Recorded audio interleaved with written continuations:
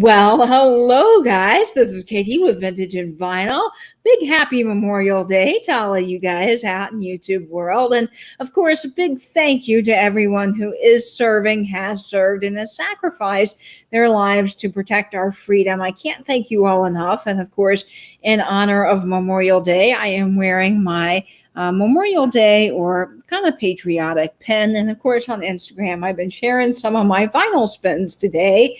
And I had a fun Olympic U.S. fanfare medley for today in celebration of Memorial Day. So again, thank you to everyone that is serving, has served, and has risked their lives to protect our country. I can't thank you all enough. And of course, it is going to be fun checking into House of Flesh. Oh, man. I'll tell you, this book just keeps getting better. There's a lot of romance, a lot of mystery, and a lot of murder, I think. There's something with Dr. Doan that I just need to find out about. So that's going to be lots of fun to catch up with that. Got a few people joining us in the chat tonight. We got Tammy Renee Walker. Hello, hello. Amanda, Hot Mess Vintage. Hi, Amanda. So glad you are here. Kathy, First Stop Shop. And I'll tell you guys, I have been having fun reading this series, and it's going to get better because there's a lot in this chapter that we have to find out about. And I really am interested with some of these characters in North Set, a small little town outside of New York. It's fun seeing what all these characters have in their lives going on because some of them are quite strange, I will say. So this is House of Flesh. We've been reading this. Of course, if you have missed some of the other chapters, you can always go back and watch those. They are on my YouTube channel to watch, so you want to stay tuned for new chapters coming out, of course, every Monday at 6:30 p.m. Eastern live. But if you have missed something, you can go back and get caught up on the book. We are now in chapter 10. And there has been a lot happening. And this is a gold medal book. Now, I've talked about gold medal books before, but what's pretty cool about them is they changed the publishing industry. And they really were the first books after the war to be paperback. And that really changed the game for a lot of people because up until then, most books were hardback and they were very, very expensive. And so gold medal made a whole bunch of paperback books that were really inexpensive and easy for people to read and pick up because they were so cheap. And of course, gold medal, Fawcett Publishing, also made one of the first rotating metal racks that house magazines and other books. So they did a lot, and you can really do some great reading onto their story if you like. And of course, I will link a great video down below. There's a gentleman I found on YouTube that actually collects gold medal books, and he has a fascinating story to tell you about them. So I will link that video down below. Now, Trish is joining us in the chat. I've got to get caught up on chapters 8 and 9 to be ready for today. Well, I think this chapter has some bridge material in it, so it will kind of get you caught up a little bit if you've missed the last couple of chapters. Daniel's joining us from Tacky Is Me. And speaking of Daniel, he is going to be my guest on Show and Tell this week, but it is not a regular episode of Show and Tell. No, it is Show, Tell, and Sell live sale edition. So Daniel and I are going to be having a sale this Wednesday at 9:30 p.m. Eastern, and then I am going to be having a premiere after that sale at 11 o'clock p.m. So I'm very excited about that. And I'll be sharing you more of my brooch collection. So I've got a lot of brooches to share. So this might be a several part series, but that's going to be coming out on Wednesday. And there's a lot happening again this evening. It is Monday, but there's some fun happening over on Misty's channel. That's Thrifter Junker Vintage Hunter. She'll be having her regular great show at 8 o'clock Eastern. It's going to be, I believe, on Misty's channel. And it's got Michael Todd, the Cult of Vintage, Crazy Lamp Lady, Jocelyn, and Jeffrey from Real Nifty Vintage. And, of course, Misty. So you don't want to miss Vintage Rescue Squad tonight at 8 o'clock Eastern. And Tim, and over the years, is having his fabulous live sale with Josie Madukes, and so much fun. I'll tell you, they've got some great things at great prices. So if you want a live sale, definitely go check out Tim at 8 o'clock Eastern tonight. And if you want Rescue Squad, that's on at 8. Of course, I do split screens and hop back and forth all the time because there's just so much good content to see after my show tonight. And Linda's joining us from Classic Old Soul. Hello, Linda. Welcome, welcome. I'm just going to chat a little bit and give some folks some time to come in so that they can catch up with the reading. So there's a lot of chapters available on my YouTube channel to watch if you have been missing out on House of Flesh. Now, I should have scheduled the broadcast a little bit in ahead of time. I didn't think about doing that, and I realized about 5 minutes before the show started, Katie, you didn't schedule the StreamYard broadcast. So it may take a little while for people to trickle in because I didn't schedule it in advance. I promoted it on Instagram. I did everything else, but I forgot to schedule it. Has that ever happened to you? I don't know where my brain was today. I guess getting ready for my brooch video and the live sale, and I cleaned up some records.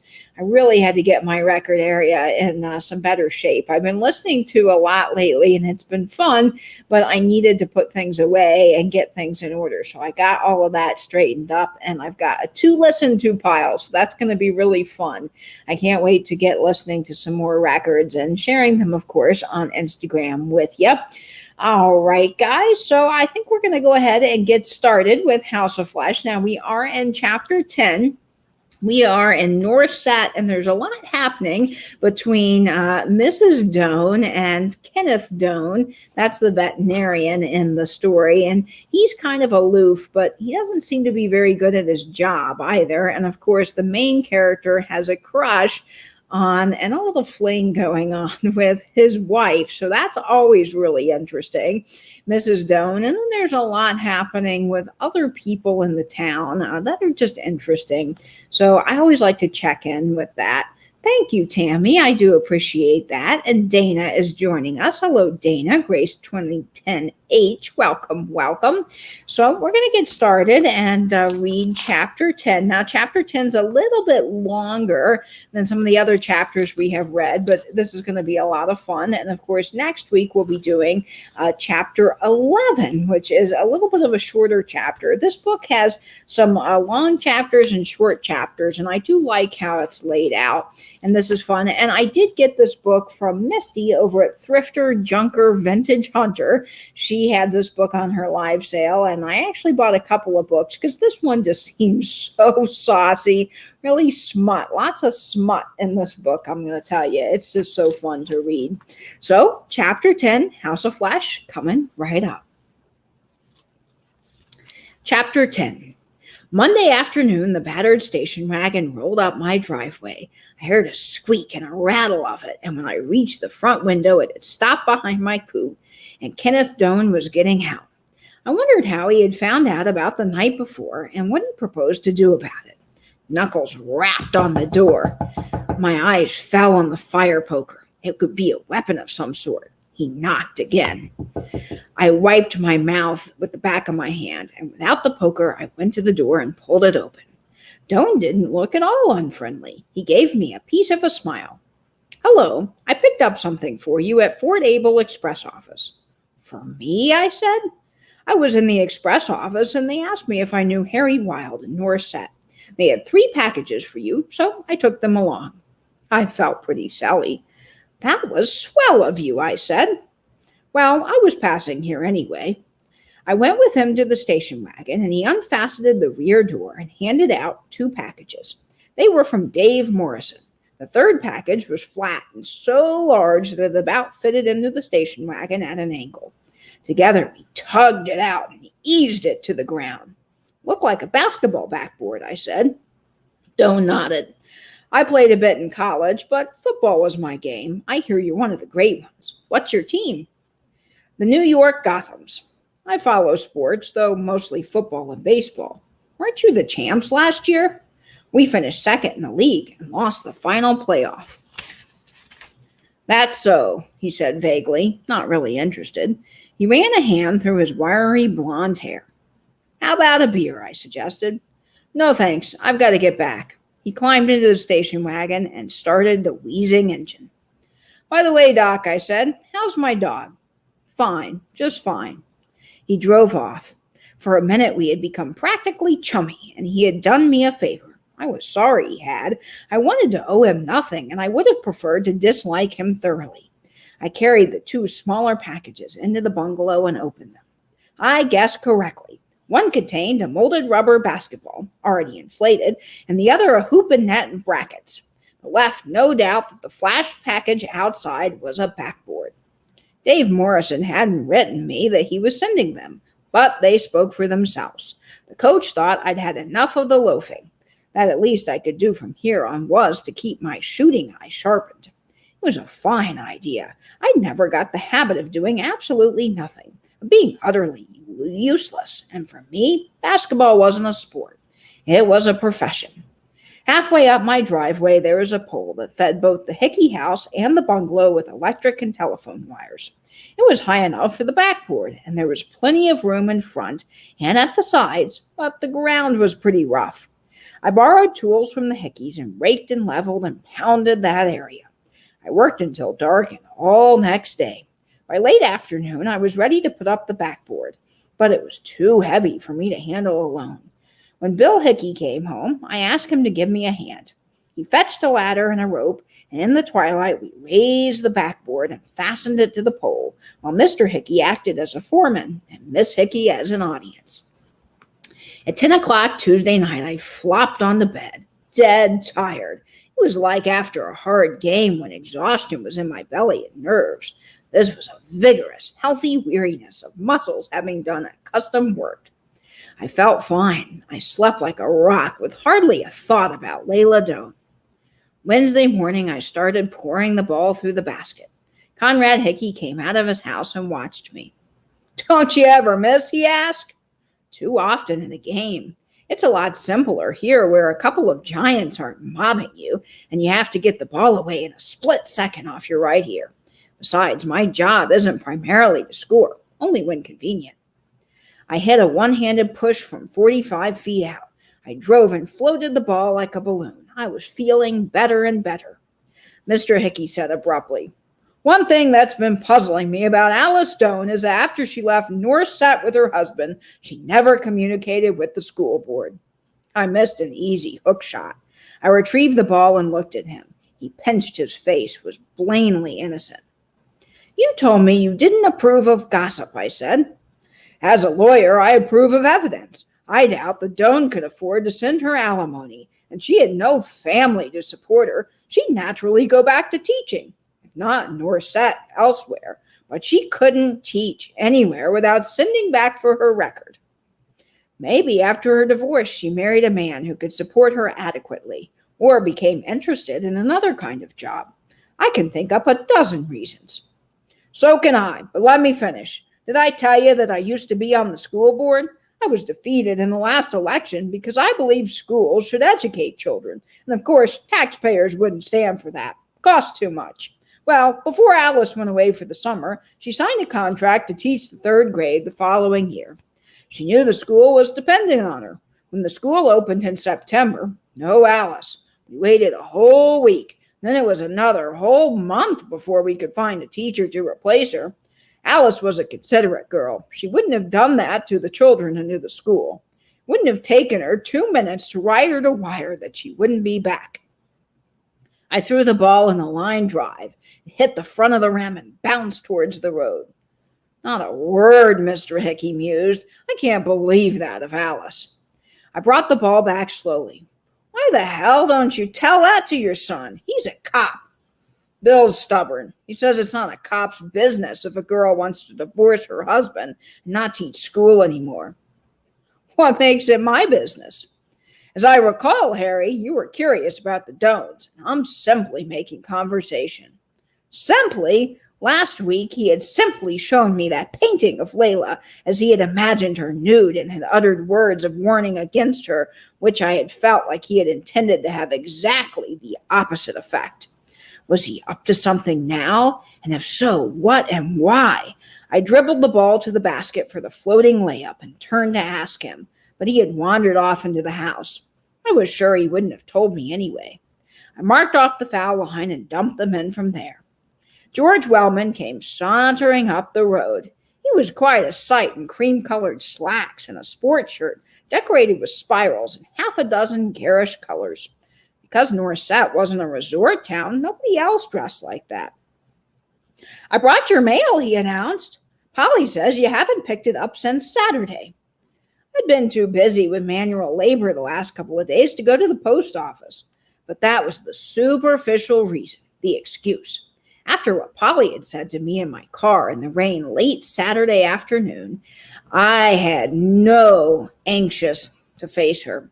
Where women are concerned, especially women who say they love you when you don't want them to, a man can be a gosh awful coward. "Thanks," I said, and took the letters and newspapers from them and put them on a rock. "Turning up for the season, huh?" George observed ambily. I grunted and picked up the ball and shot from all angles. I doubted that he had taken a walk in the heat to bring me my mail. He took time getting around to whatever it was. I said, "What do you do to keep you around Norset?" "Easiest place to get bored to death, isn't it?" he said. "Staying with the folks is a cheap way to get away from the sidewalks in New York, which aren't fit for humans in the summer. Happens I'm broke." He figured his brushed mustache. "Except a good year with the Gothams." "Why not?" "Yeah, you'll have one or two more good years, and then you'll slow up.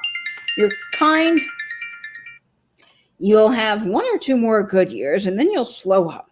You're no kid anymore. Then what do? Coach or teach or mooch quarters? How'd you like to make a rough deal while you still can?" I hefted the ball in my right hand as if to throw it into his face, but I wasn't going to. He didn't bother me that much. I said without heat, "Beat it." "Don't get sore, pal. I didn't say you should throw games." "That's damn generous of you. The Gothams can win and you can pick up heavy dough at the same time. It's a snap in basketball on account of betting on a point spread. Say there's a game where your team's 7-point favorite on the books. You come down to the final minutes, leading by, say, 10 points. Now you're the playmaker. You're the guy the team works around. So your passing suddenly isn't so sharp. You lose the ball a couple of times and you're off on your shooting and you can't find the basket on fouls. Nobody sees anything fishy. Guy gets tired and even Harry Wild makes mistakes. The Gotham still win, but you make sure by less than 7 points and we collect. Get the idea?" I said, "I get the idea, and I can have you jailed for attempted bribery." He leered. "You wouldn't do that to Polly's brother now, would you? Besides, where's a witness?" "Beat it," I said. George watched the ball in my hand as if it were a bomb. His tongue flicked over his lips, but he didn't give up. "Don't be a sap, pal. Who loses? The Gothams don't. It's a one game in the standings, and if they win by 1 point or 20, the bookies get hurt. That's all. You're not worried about the bookies, are you?" "I'm worried about you," I said. "In about 10 seconds, I'm going to ram this ball down your throat." I hefted the ball. George Wellman left. He didn't quite run, but he moved rapidly and kept glancing over his shoulder. That bumbling heel was the lad who brought Layla up to Norset. Whatever she had been or hadn't been to him at the time, she must have run around with that gambler crowd of which he was a part. Had she been as quiet and indrawn then, before she had buried herself away in this small village as the wife of the local veterinarian? What matter? I didn't know anything about her except that she made love wonderfully without it being love. I picked up the basketball, but I had just lost interest.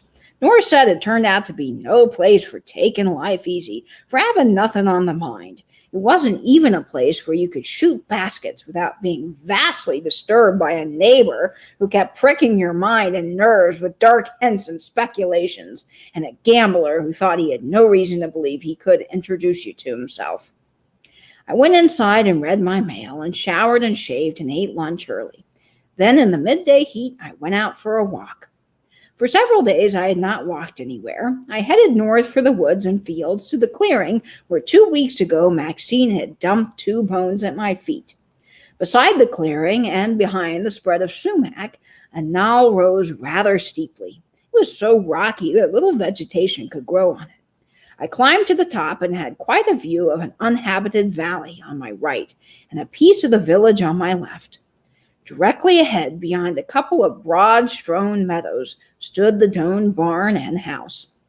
I had half expected that because of the direction was about right, but I hadn't thought about the Doanes would live so close. In my 2 previous visits, I had approached this area at an angle through the woods. No building was anywhere near. I descended the knoll, mostly by sliding on my heels, and there was too much rock for digging of a fairly deep hole that would have been 6 feet long. I skirted around the sumac and climbed a stone wall to the first of the 2 meadows. This was too open, and anyway, farther than where Maxine had found the bones. I was staring at the knoll when I heard dogs. I spun around to see all 4 of them tearing at me from the Doane place. "Down," I said as they came to me. The familiar command may have influenced them, but most likely they recognized me from my 2 previous visits, and not as a stranger. 3 of them, though they continued their vicious uproar, kept their distance. And Major, the big shepherd who had accompanied Layla to my bungalow Saturday night, became positively amiable, accepting me as a friend because his mistress had done the same. He sniffed at my feet and wagged his tail happily when I patted his head. It was too late to slip anyway. Someone from the house might have seen me. Anyway, why not go on? Dr. Doane had done me a favor Monday, and he was boarding my dog. What was more natural than to stop by for a drink of water while out for a walk? Only my conscience would be able to find anything wrong with that. Escorted by dogs, I walked on. I saw 2 cars between the barn and the house, the station wagon and a red sedan. Evidently, the Doanes had visitors. "Hello?" I heard Doane call out when I reached the back of the barn. "Who's there?" I rounded the corner of the barn, and the visitor was Gail. Well, guys, that is it for this chapter of House of Flesh. Holy moly, Gail has come back. Now, Gail is the main character's ex-wife, and the one that owns the dog, and she kind of dumped the dog on our main character here. So this ought to be really interesting next chapter, because there's kind of a love triangle going around in this little town of North Set. I just can't wait to find out more. So this is going to be exciting. So next week we'll be in chapter 11 of House of Flesh. So you want to stay tuned for that. Hi, Christy. No worries. I know you're late, but that is okay. You can always catch the replay of this. Hi, Victoria. I see Victoria H. popped in. Hello, hello.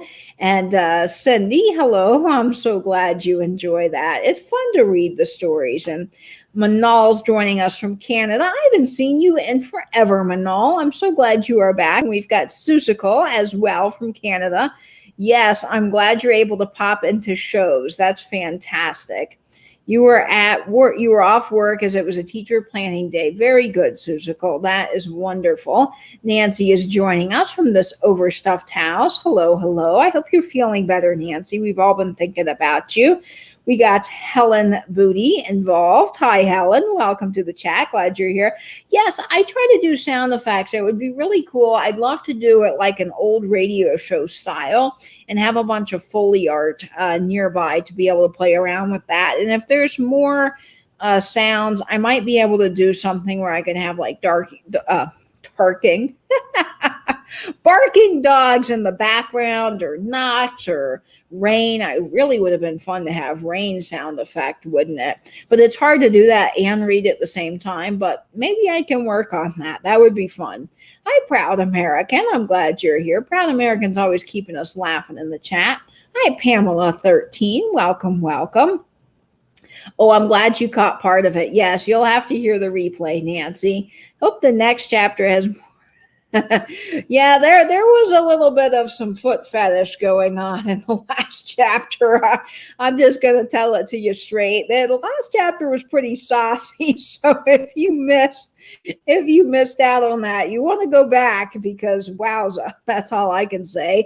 Yeah, Louie can help. She could bark in the background. Of course, I don't want her barking through the whole reading, so I'd have to train her to bark on command. That would be really fun.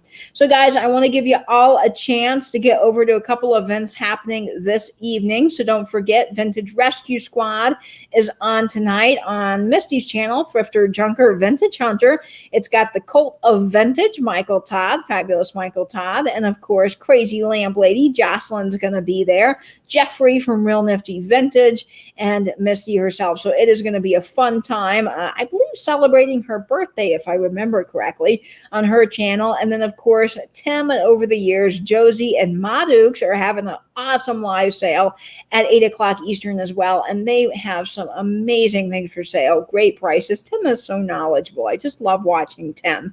So I'm going to have split screens open, and I'll be tuning into both shows, of course, as I always do. I try to hop around and support everybody that I can. And then don't forget, this Wednesday, very exciting, this Wednesday, Daniel from Tacky Is Me, we're going to be having a live sale together, and it's going to be on my regular show and tell time at 9:30 Eastern, but it's going to be show, sell, and tell. I got to hand it to Patrick for coming up with that one at Trusty Huckster Mercantile. He had a great idea for that. So show, tell, and sell. You want to tune in for that at 9:30 Eastern. And then, of course, right after that live sale, I'm going to be doing a brooch premiere. So one of my brooch premieres will be at 11 o'clock Eastern. I'm trying some new things. I want to get people on the West Coast to be able to tune in and not have it be so early in the day, because I realize when I'm doing my 5:30 p.m. Eastern premieres on Wednesday, that's what, like 3 o'clock or 2 o'clock their time. So it's hard for people in that time zone to really tune in. So I'm trying to do some later things. And I know we have some night owls in our community. So we'll see how this works. It may not work, but it's worth a shot. So we're going to try that out this week at 11 o'clock. And I hope all of you guys have a happy Memorial Day. I hope you get something yummy to eat today. I'm going to be having some hot dogs, and let's see, I made some potato salad, so I'm excited about that potato salad. It's my grandma's recipe, and it is quite good.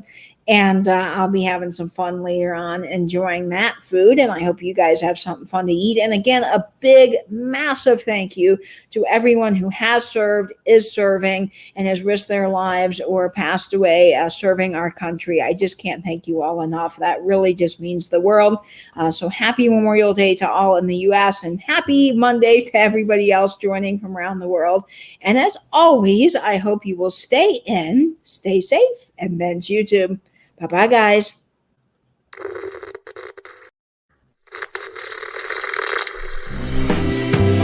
What?